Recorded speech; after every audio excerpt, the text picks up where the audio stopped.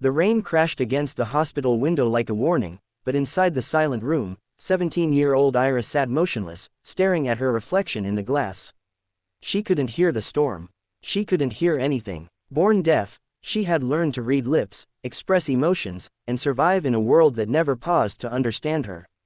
But today was different. Today, she had lost all hope.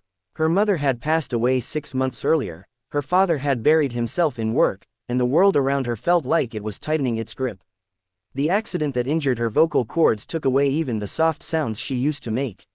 Now she could not speak at all, not even to express her grief. She felt invisible, unheard, and painfully alone. And she no longer believed life had anything good to offer. Her father, Zayn Malik, one of the country's most influential businessmen, stood at the door helplessly. Money had fixed everything in his life, except the one thing that mattered the most, his daughter's happiness. Therapists, counselors, private tutors, nothing brought back the sparkle in Ira's eyes. She wouldn't communicate, she wouldn't step outside, she wouldn't even look at him. Every night, he went to bed terrified, wondering if he was losing her a little more each day. One morning, fate intervened in the simplest way possible. Zayn's car broke down near a small community school where a single dad named Ryan worked as a part-time volunteer. His 8-year-old daughter, Noor, tugged at his sleeve as they saw a frustrated Zayn standing next to the stalled car. Noor always believed that people who looked sad needed kindness, even if they didn't ask for it. She quietly walked up to him, holding a small paper flower she had made in class, and handed it to him with a shy smile. Zayn had no idea why, but tears filled his eyes. He accepted it gently, whispering an embarrassing thank you. This was the first time in months someone had made him feel human. He thanked Ryan and Noor, and before leaving, he noticed something special. Noor used sign language to speak to her father. And she wasn't deaf. She simply loved learning it because her late mother had been a sign language teacher. She wanted to keep her mother's memory alive by helping anyone who couldn't speak.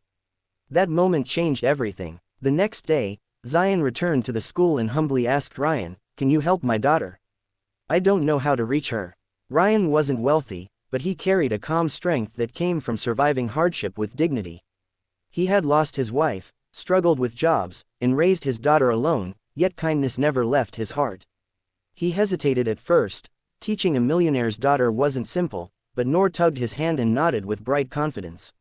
She wanted to help. For the first time in months, Ira agreed to meet someone, but only because she could sense that her father's desperation was real. Their first meeting wasn't magical. Ira sat with her eyes lowered, hands cold, refusing to sign anything. Ryan didn't push her. Instead, he placed a small notepad on the table and asked her gently, "Write how you're feeling. You don't have to show me." That tiny offer of freedom cracked something inside her. She wrote one sentence, "I feel broken." When she looked up, expecting pity, all she saw was Ryan's steady gaze and Noor's kind smile. Noor walked closer and tapped Ira's hand in a soft rhythm, communicating through touch, a technique her mother used to teach.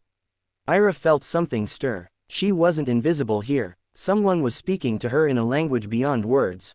Days turned into weeks. Ryan taught her new signs. Noor taught her trust. Ira slowly lifted her wall of silence, inch by inch, moment by moment. She learned how to express grief, anger, fear. She learned how to breathe again. But the biggest challenge still lay ahead, her father. She had built so much resentment toward him that she refused to sign anything in front of him. She blamed him for every missed moment, every silent dinner, every lonely night after her mother's death. And one day, during a session, everything erupted. She signed furiously, tears streaming down her face, shouting without sound about how he disappeared into meetings, how he left her alone in grief, and how she felt abandoned in a world already too quiet. Ryan gently placed a hand over hers and whispered the words that changed everything, "Your father didn't know how to help you. But he's here now. Let him learn." When Zayn walked into the room later, expecting rejection as always, he found Ira signing slowly, hesitantly. She was trying to say, "I'm hurting." It broke him. He sank to his knees, tears falling uncontrollably, and signed back with trembling hands, "I'm sorry. Teach me. I want to be your father again." That was the moment everything softened. Healing wasn't instant. There were setbacks, arguments, breakdowns. Ira struggled with trust. Zayn struggled with guilt. But Ryan and Noor became the bridge between their broken pieces. A single dad and his little girl brought a millionaire's fractured family back to life. As the months passed, Ira transformed. She regained confidence. She began drawing again. She smiled more often. She communicated. She lived. And she started helping at Noor's school, teaching sign language to younger children who couldn't afford tutors. Her greatest challenge came during a charity event organized by her father, a sign language awareness campaign. He asked her to stand beside him on stage. She froze, terrified of facing hundreds of people. But when she looked sideways, she saw Ryan gently tilt his head toward her, silently saying, "You can do this," and Noor signing, "We're right here." Her heart steadied. Ira stepped forward and signed her story in front of the crowd. She told them how silence can drown a person from inside, how loneliness can steal your voice, and how healing begins the moment someone chooses to listen. When she finished, the audience stood in applause. Not because she was a millionaire's daughter, but because she was a survivor. Later that evening, as people left with tears in their eyes, Ira walked up to Ryan. She placed her hand on his and signed softly, "You saved me." He shook his head and whispered the same words he had said on the day everything began, "I didn't save you. I just helped you find yourself again." And for the first time in years, Ira felt whole. Her story became a reminder that hope doesn't always arrive with noise.